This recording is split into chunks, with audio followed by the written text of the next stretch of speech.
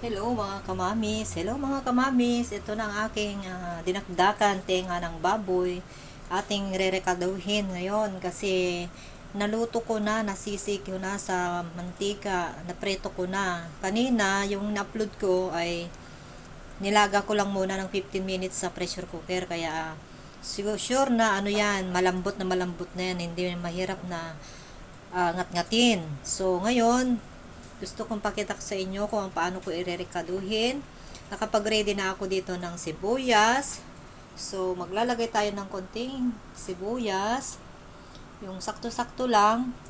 Susunod naman natin yung luya. So, luya. Ganito lamang ang paggawa ng dinakdakan. Simpleng dinakdakan. Wala tayong kalamansi, guys. Pero gusto ko ng yung suka. Ito, kalalagay ko lamang dun sa may binabad kong gamot ko na kasi wala akong suka. Babad ko sa bawang na gamot ko sa ubo. Kaya ito na ng aking ilalagay. So, yan. Suka yan, guys. Sunod naman natin ang asin. So, ito asin, rock salt ang gamit ko, guys. O yan. Medyo maalat-alat konti para may lasa. Ito naman ang betsin. Hindi natin nakakalimutan ng betsin, pampasarap. Ajinomoto. So, pampasarap, guys. So, yan. Kompleto na ang ating ricados sa ating dinakdakan. Tenga ng baboy. Yan yung saktong pangdinakdakan. Kaya lang wala tayong chili na labuyo, manghang. Kung kayo gusto nyo ng manghang, pwede nyo lagyan ng chili labuyo para medyo manghang. Masarap kainin. Sarap ulamin. So, ito na ang ating parang gusto kong kamayin, guys. Gusto kong gamitin tong kamay ko para maano natin, para mahalo natin mabuti. So, yan, guys. Nako, makunat. Hindi naman makunat kasi na pressure cooker. Parang ibig ko sabihin, malagkit.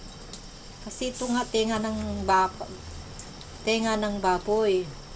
Wala kasi tayong nilagay na ibang laman ng baboy. Kasi ito lang ang nabili ko kahapon, guys.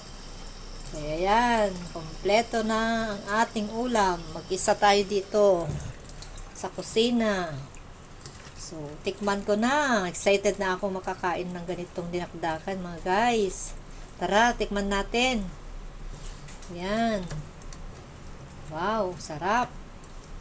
Okay, nugasan ko yung kamay ko bago ako halo. So, sarap. Sarap, guys. Tikman na natin ating dinakdakan, homemade.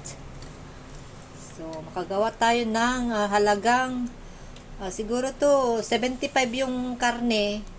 Tapos yung ricado niya, sabihin mo na lang 10 pesos. So, nasa 85 lang to. Pero pag bilhin mo ito dun sa sa restaurant, nako, sa mga karinderya, na na to, nasa 150 na to, guys. Ang bayad nito 150 na o kaya 200 pag sa talagang mamahaling restaurant. Ako, nakamenos tayo kaysa bibili tayo, guys. 'Di ba? Tikman natin. Wow. Sarap. Sarap. Bye-bye na, guys. Maraming salamat sa iyong panonood. Painit ko na yung kanin. Tayo ay maglalunch na. Bye-bye. Sarap.